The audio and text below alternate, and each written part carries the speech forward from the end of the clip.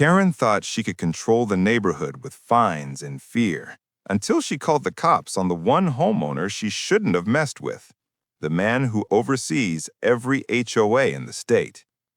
In Brookside Reserve, the grass was cut sharp enough to slice your shoe, and that's exactly how Karen liked it.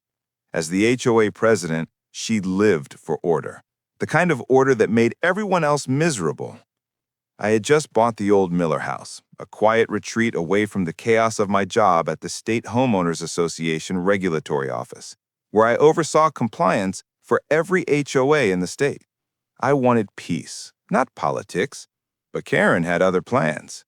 On my first week, she left 3 violation notices in my mailbox. Mailbox paint not HOA-approved shade. Fence exceeds height regulation. Unauthorized vehicle, work truck, visible.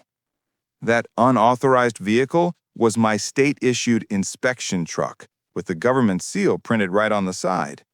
I decided to let it go, until one Saturday morning when I heard sirens. Karen had called the police. She told dispatch that I was running illegal property construction and refusing compliance. When 2 officers arrived, she practically sprinted to meet them, clipboard in hand. "There he is," she said, pointing at me. "That man refuses to follow HOA law." The officers turned to me, confused. "Sir, do you work for the state?" one asked, noticing the emblem on my truck. I nodded and handed over my badge. State HOA Oversight Director. Their eyes widened. Karen's smile faltered. "Ma'am," one officer said carefully, "this gentleman is your state regulator." Karen blinked. What do you mean?" I looked her straight in the eye. "It means every HOA in this county, including yours, reports up to me." You could hear the wind shift.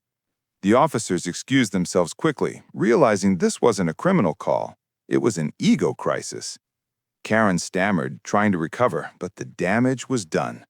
That afternoon, I filed an incident report: misuse of local enforcement, harassment, and procedural abuse by HOA leadership. By the end of the week, Karen had been suspended pending review. When the next board meeting rolled around, the community voted for a new president unanimously. As for me, I kept my fence exactly the same height, as a reminder that power means nothing when you don't know who you're talking to.